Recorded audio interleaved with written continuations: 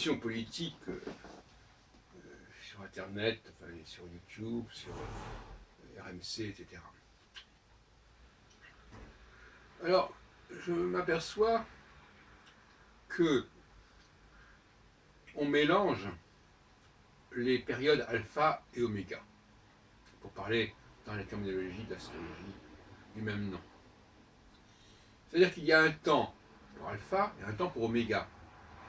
Il y a un temps où l'on se divise sur des valeurs, sur des critères, sur une philosophie, sur des mentalités, et il y a un temps où l'on réalise des transformations et des changements pratiques, des changements de comportement.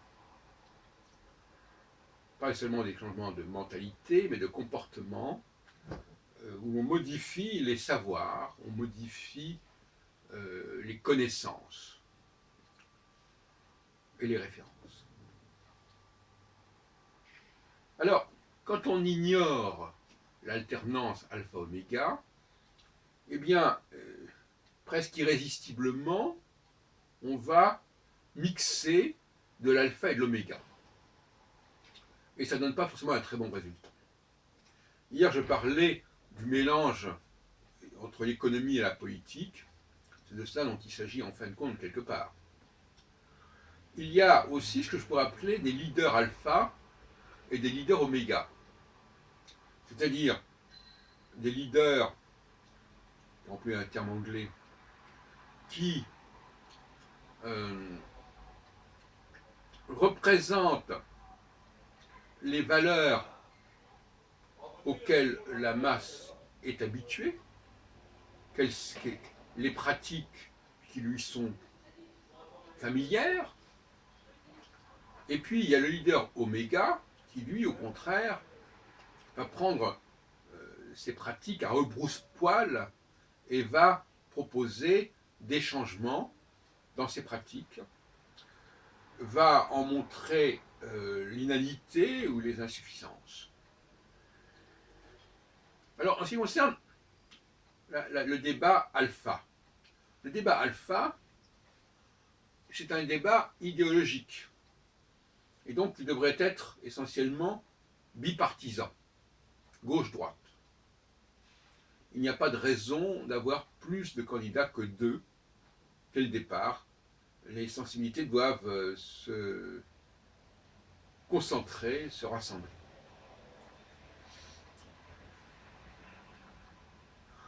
Cela dit, en phase... Alors, je retiens le propos d'Éric Zemmour hier sur une chaîne, enfin c'était peut-être pas d'ailleurs hier, en fait, en tout cas je l'ai vu hier, parce qu'avec les replays, on ne sait plus très bien. Il dit la gauche donne des leçons. La gauche donne des leçons, et la droite, en quelque sorte, ne fait que dire tout haut ce que le peuple pense tout bas. Et c'est un peu ça. Le donneur de leçons, c'est un petit peu le leader oméga. Et celui qui ne fait que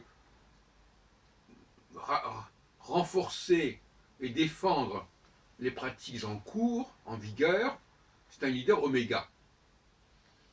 On l'a vu d'ailleurs dans le milieu astrologique. Ce débat existe aussi, ce conflit existe aussi.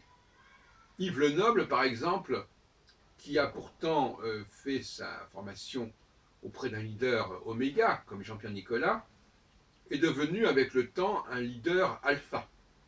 C'est-à-dire que finalement, ce qu'il a organisé depuis 90, entre 90 et 2005, en gros, c'est de l'alpha. C'est-à-dire, voilà, on va défendre une tradition, une pratique bien installée, bien instaurée. Il ne s'agit pas de transformer les mentalités. Alors, moi, en ce qui me concerne, en revanche, je suis un leader plutôt oméga. C'est-à-dire, je n'hésite pas à prendre le contre-pied de manière assez radicale, un certain nombre de pratiques. J'avais déjà fait en 1976, dans mon bouquin qui est pour l'astrologie, où il était indiqué dès le départ qu'il fallait éliminer et évacuer de l'astrologie le thème natal. Bon, donc, c'est vraiment ce qu'on appelle un discours oméga. Bon, et la question c'est qu'à certaines époques, le discours oméga est dominant. Il l'a été en France à une certaine époque.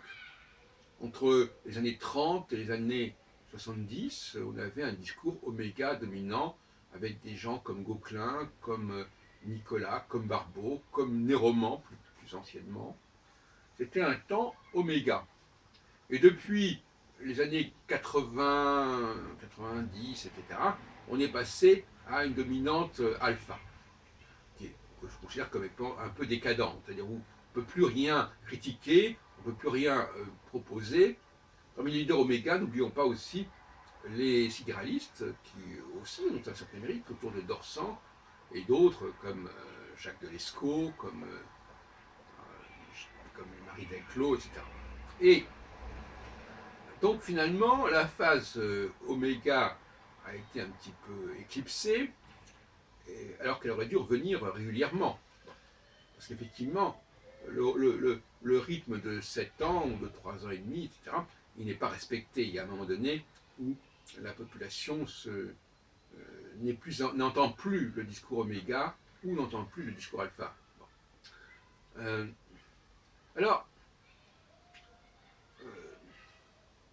donc le bipartisme gauche-droite, ça veut dire quoi? Ça veut dire qu'il y a deux grandes tendances, mais finalement, de toute façon, gauche-droite, c'est aussi oméga-alpha. La gauche, c'est oméga, et la droite, c'est alpha. Alors, finalement, il y a des périodes qui sont favorables à l'élection, c'est-à-dire qui sont des périodes alpha. L'élection, ça veut dire tout simplement que le peuple dit à l'élite celui qu'il préfère. Donc au lieu que ce soit l'élite elle-même qui se détermine et qui détermine ses chefs, on fait appel au peuple. Et ça, c'est la grande erreur, si on peut dire, de Gaulle, qui, en 1962, a dit, bon, ben, finalement, on ne va plus laisser les parlementaires ou les élus décider du choix du président de la République, on va faire appel au peuple. C'est tout à fait typique comme démarche. Hein. Donc là, en 62, et donc à partir de 65, en pratique, le peuple s'est vu arroger, s'est vu attribuer des droits exorbitants dans le choix de l'élite. Bon. Cela dit, c'est la logique alpha. La logique oméga aurait voulu, au contraire, que l'on